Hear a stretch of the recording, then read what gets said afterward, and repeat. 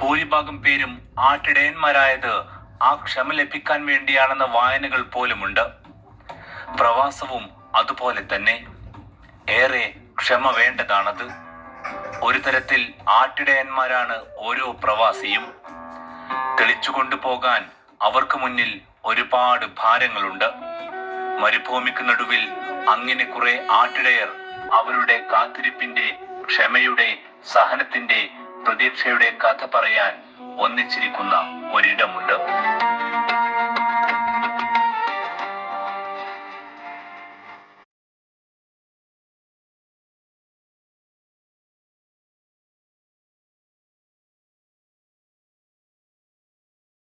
ബത്ത, റിയാദിന്റെ പ്രിയപ്പെട്ട ബത്ത.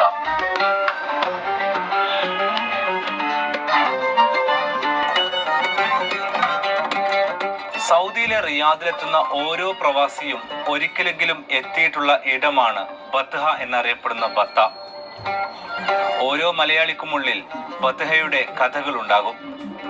അവിടെ നിന്നായിരുന്നു സൗദിയിലെ റിയാദിലുള്ള പ്രവാസത്തിന്റെ തുടക്കവും.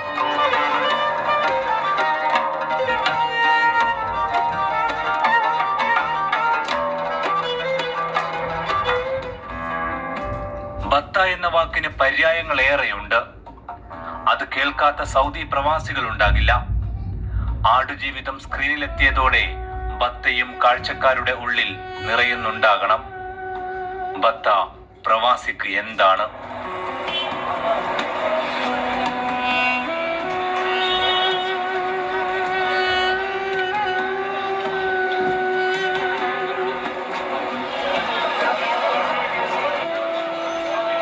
അതിനകത്തെ കാഴ്ചകൾക്ക് ഇന്ന് ബംഗാളി മയമുണ്ട്.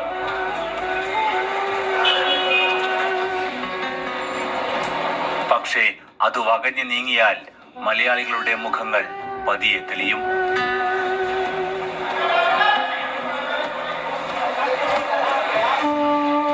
എന്തായിരിക്കും ബത്തയുടെ കഥ? അതിനൊരു ഭൂമിശാസ്ത്രവുമായി ബന്ധപ്പെട്ട് കിടക്കുകയാണ്. അതായത് താഴ്വരകളാൽ ചുറ്റപ്പെട്ട പ്രദേശത്ത് ഉയർന്ന സമതലം എന്നാണ് ബത്ഹ എന്ന വാക്കിന്റെ അർത്ഥം. ഈ ബത്തയ്ക്ക് ഇതിനു മുമ്പ് ഹജർ എന്നായിരുന്നു പേര്, അതായത് കല്ല് എന്ന അർത്ഥത്തില്. ആ ഹജർ മാറിയിട്ടാണ് ബത്ഹ എന്ന പേരുണ്ടാകുന്നത്. രണ്ടിനും നല്ല ചേർച്ചയുണ്ട്. അത് കല്ലാണ്. ഈ അരുവികളിലൂടെയൊക്കെ ഒഴുകി വരുന്ന ഈ താഴ്വരയിൽ അവിടുന്ന് മഴ പെയ്യുമ്പോഴൊക്കെ ഒഴുകി വരുന്ന കല്ലുകളെല്ലാം മടിഞ്ഞുകൂടിയുണ്ടായ ഉയർന്ന സ്ഥലം എന്ന അർത്ഥത്തിലാണ് ഈ ബത്ഹ എന്ന പേര് പിന്നീട് ഉപയോഗിച്ചു തുടങ്ങിയത്. ബത്തയിലെ തെരുവുകൾ റമദാനിൽ രാത്രിയിലാണ് നിറയുക. നജീബ് വന്നത് രാത്രിയിലായിരിക്കുമോ? ഓർമ്മയില്ല. ബത്ത സങ്കടത്തെരുവ് മാത്രമല്ല, സാധാരണക്കാരനായ പ്രവാസിക്കത് നാടിന്റെ അപൂർണമായ മുഖമാണ്.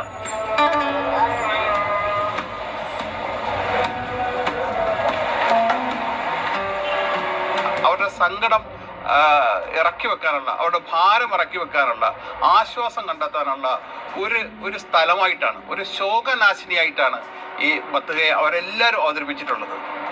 നമുക്കറിയാം, ആടുജീവിതത്തിലെ നജീബ് മരുഭൂമിയിലെ ദുരിത കയങ്ങളിൽ നിന്ന് രക്ഷപ്പെട്ട് അവസാനം വന്ന് അഭയം തേടിയത് ബത്ഹയിലാണ്. അതായത് എല്ലാ മനുഷ്യരെയും, അങ്ങനെ അഭയം തേടി വരുന്ന എല്ലാ മനുഷ്യരെയും അടച്ചു ചേർത്ത് നിർത്തുന്ന ഒരു നഗര കേന്ദ്രം കൂടിയാണ് ബത്ഹ. നജീബ് വന്നിറങ്ങിയ വിമാനത്താവളത്തിൽ നിന്നും ഏറെ അകലെയാണ് ബത്ത. പതിറ്റാണ്ടുകൾക്കപ്പുറം നജീബ് വന്നിറങ്ങിയ റിയാദിലെ ബത്തയിൽ അന്നത്തെ ആരെങ്കിലും ഉണ്ടാകുമോ? ഒടുവിൽ 45 വർഷം പ്രവാസിയായി ഇന്നും അങ്ങനെ തുടരുന്ന ബഷീർക്കയെ ആ അന്വേഷണത്തിനൊടുവിൽ കണ്ടു, ബത്ഹയുടെ ഒത്ത നടുക്കുവെച്ച്.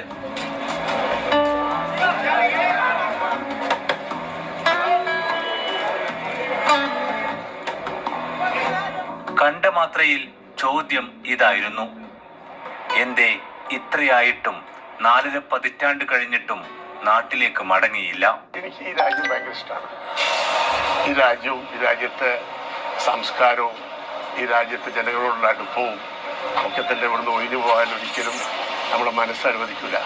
സ്വന്തമായി ഹോട്ടൽ നടത്തുകയാണ് ബഷീർക്ക. രാവും പകലും സമയത്തിനനുസരിച്ച് നിറഞ്ഞൊഴുകുന്ന ബത്തക്ക് ലക്ഷോപലക്ഷം പ്രവാസികളുടെ കഥ പറയാനുണ്ട്. ബത്ത വീണ്ടും ചർച്ചയാകുന്നത് ആടുജീവിതത്തിലെ നജീബിലൂടെയാണ്. നജീബിനെ ബഷീർക്ക കണ്ടു കാണുമോ? സംശയമായിരുന്നു. എനിക്ക് ഉറപ്പില്ല. ഇവിടെ ആടുജീവിതത്തിന്റെ കഥാപാത്രം നജീബില്ലേ, അയാള് വന്നത് കോഴിക്കോട്ടുകാരൻ്റെ അന്ന് ഹോട്ടലെടുത്തിട്ട് കോഴിക്കോട്ടുകാരൻ എൻ്റെ അറിവിൽ ഞാൻ തന്നെ ഉള്ളൂ അന്ന് വന്നു പോയത്. അത് ഞാൻ ഉറപ്പിച്ച് പറയാത്തത് കാരണം എനിക്ക് എൻ്റെ ഓർമ്മയിലില്ല. എന്നോട് പലരും വിളിച്ച് ചോദിച്ചിരുന്നു. അന്ന് നജീബിൻ്റെ ആളുകൾ എന്നെ വിളിച്ച് ചോദിച്ചിരുന്നു, പത്രക്കാരൊക്കെ വിളിച്ച് ചോദിച്ചിരുന്നു. പക്ഷെ ഞാനത് കൃത്യമായിട്ട് പറയാത്തത് എനിക്ക് ഓർമ്മയില്ലാത്തതുകൊണ്ടാണ്. ഞാൻ തന്നെ ആവാനാണ് സാധ്യത. അപ്പൊ അത്തരം ആളുകളൊക്കെ വരുമ്പോൾ അന്ന് പൊതുവെ ഈ സഹായ മനസ്കരാണ് പൊതുവെ എല്ലാവരും. ബത്ത റിയാദിന്റെ പഴയ മാർക്കറ്റാണ്. സൗദിയിലെയും ലോകത്തിലെയും എല്ലാ ഭാഗങ്ങളിലും ലഭ്യമാകുന്ന വസ്തുക്കൾ ഇവിടെ കിട്ടും. അതാണ് ബത്ഹ സൗദികൾക്കിടയിൽ പ്രസിദ്ധമാകാൻ കാരണം. ഇവിടെ തന്നെ എല്ലാ സാധനങ്ങളും കിട്ടുന്ന ഒരു പ്രദേശമാണ്. ഇക്കാലത്തുള്ള ഏറ്റവും വലിയ മാർക്കറ്റ്. അക്കാലത്ത് ലുലു പോലുള്ള സ്ഥാപനങ്ങളൊന്നും ഇവിടെ ഇല്ല. അതൊക്കെ 2007 ശേഷമാണ് എൻ്റെ ഓർമ്മയിൽ വന്നത്. അതിന് മുമ്പൊക്കെ എന്ന് പറഞ്ഞാൽ നമ്മൾ ഈ അറബ്സിന്റെ കടകളിലും പിന്നെ മലയാളി ഇവിടെ കേരള മാർക്കറ്റ് എന്ന് പറഞ്ഞതായി കാണുന്നത് ഇത് കേരള മാർക്കറ്റാണ്. ഈ കേരള മാർക്കറ്റ് വന്നതിന് ശേഷം കേരള മാർക്കറ്റ് എന്ന് പറഞ്ഞാൽ അങ്ങനെ ഒരു മാർക്കറ്റ് ഇവിടെ ഇല്ല. അത് നമ്മളിത് ഉണ്ടാക്കിയെടുത്ത ഒരു മാർക്കറ്റാണ്. അങ്ങനെ ഒരു പേരിട്ട് വിളിച്ചു, ഓമനപ്പേരിട്ട് വിളിച്ചു. അത് പിന്നെ ഇവിടെ മൊത്തത്തിൽ അറബികളടക്കം പറയാൻ തുടങ്ങി കേരള മാർക്കറ്റ്. പ്രവാസികൾക്ക് ബത്ഹ പക്ഷേ നൽകുന്ന അനുഭവം നേരെ തിരിച്ചാണ്.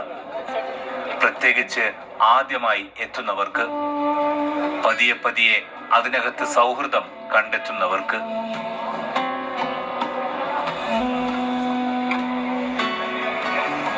ഭക്തിയിലാകുമ്പോ എല്ലാ ഭാഷ സംസാരിക്കുന്ന ആൾക്കാരും ഉണ്ട്. ഇപ്പൊ അത് മാത്രല്ല, നമ്മളിവിടെ വന്നു കഴിഞ്ഞാല് ഒറ്റയടിക്ക് നമ്മൾ വിദേശത്തേക്ക് വന്ന ഫീലിംഗ് ഇല്ല. എല്ലാ ആളുകളും മലയാളികളും, കൂടുതൽ മലയാളം സംസാരിക്കുന്ന ആളുകൾ. ഇപ്പൊ പുതിയതായിട്ടൊക്കെ ഞാനൊക്കെ വരുന്ന സമയത്ത് തന്നെ ഫുള്ള് ഇതിന്റെ അകത്തൊക്കെ വന്നത്. ഞാനിപ്പോ 14 വർഷമായിട്ട് മര്യാദക്ക് അറബി സംസാരിക്കില്ല. കാരണം എന്താ വെച്ചാൽ ഈ മലയാളികളുടെ ഇടയിൽ വന്ന് പെട്ടതുകൊണ്ട്.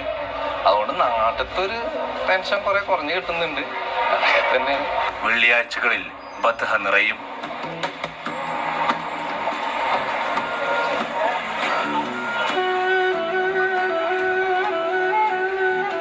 വെള്ളിയാഴ്ചകളിൽ ബത്ത ഒരു സമുദ്രം പോലെ ഇരമ്പിയാർക്കും. നോക്കൂ, ആ കാണുന്നതാണ് ബത്ത. ഈ കാണുന്നത് ബത്തയിലേക്കുള്ള ഒരു പ്രധാനപ്പെട്ട പാതയാണ്. ഇതിലൂടെ ആളുകൾ ഒഴുകുകയാണ് ബത്തയിലേക്ക്.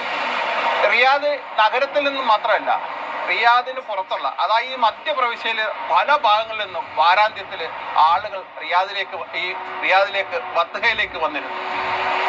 അത് ഒരു വലിയ ചരിത്രമാണ് ആ കാലം. പക്ഷെ ഇന്ന് ഈ പുതിയ കാലത്ത്, ഈ സോഷ്യൽ മീഡിയയുടെ ഒക്കെ കാലത്ത് അങ്ങനെയുള്ള വരക്കം ഒന്ന് കുറഞ്ഞിട്ടുണ്ട്. എങ്കിൽ പോലും ഇത്രയും ഒരു പ്രത്യേക ദിവസം ഇത്രയും ആളുകൾ ഇങ്ങനെ വന്ന് സംഗമിക്കുന്ന ഒരു സ്ഥലം ഒരുപക്ഷെ ലോകത്ത് ബത്തയെ പോലെ വേറൊന്നും ഉണ്ടാവില്ല.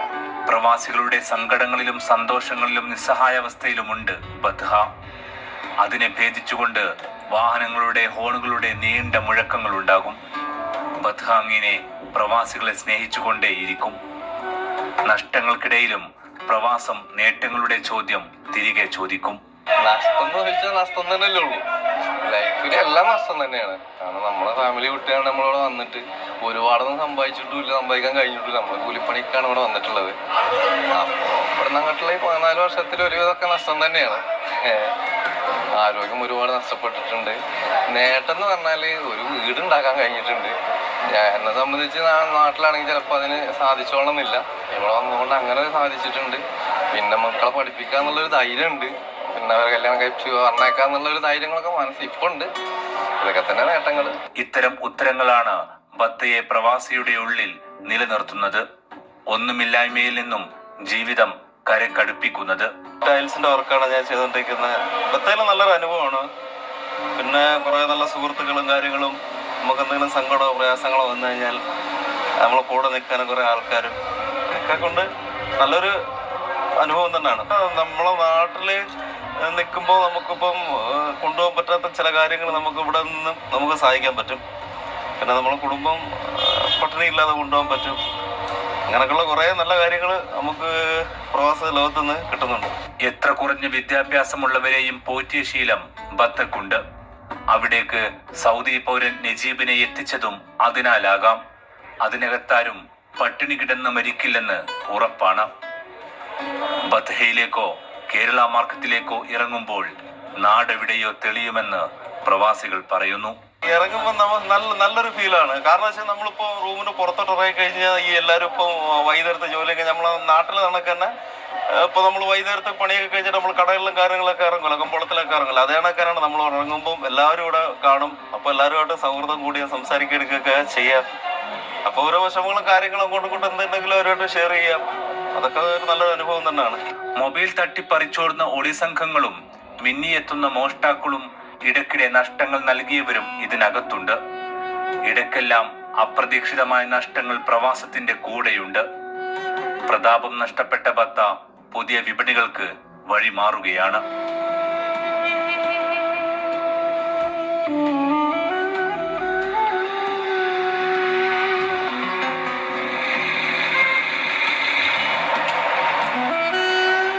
പണ്ടെത്തിയിരുന്ന ഒരു കത്തിലെയോ ഒരു മിനിറ്റ് നീളുന്ന ബൂത്തിലെ ഫോൺ വിളിയിലെയോ സംതൃപ്തി ഇന്നില്ലെന്ന് തോന്നുന്ന തലമുറയും ബത്ഹയിലുണ്ട്. കാരണം ഏതൊരു മനുഷ്യനും ചെറുപ്പകാലത്തിൽ നമ്മൾ അത് ഓർക്കുകയും അതിൽ ആനന്ദം കൊള്ളുകയും അതുപോലെ ആയിരുന്നാൽ മതി എന്ന് പറയുകയും ചെയ്യുന്നൊരു അവസ്ഥയുണ്ട്. അതേ അവസ്ഥയാണ് നമ്മളെ ബത്ത ജീവിതം.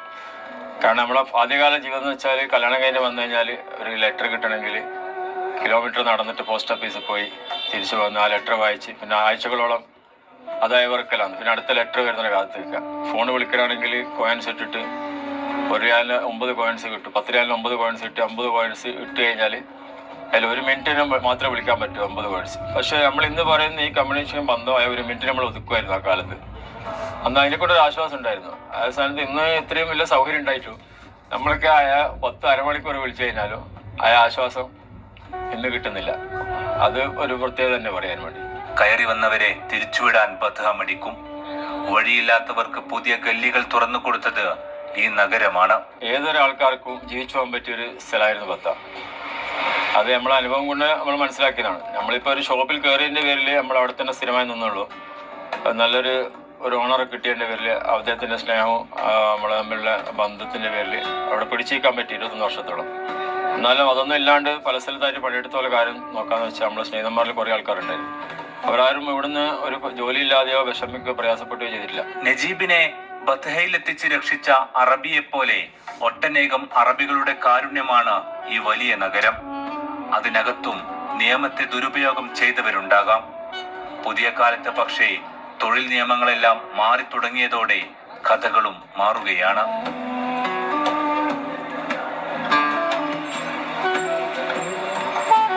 സൗദിയുടെ കടയിൽ ജോലി ചെയ്ത മലയാളികളും മാറി.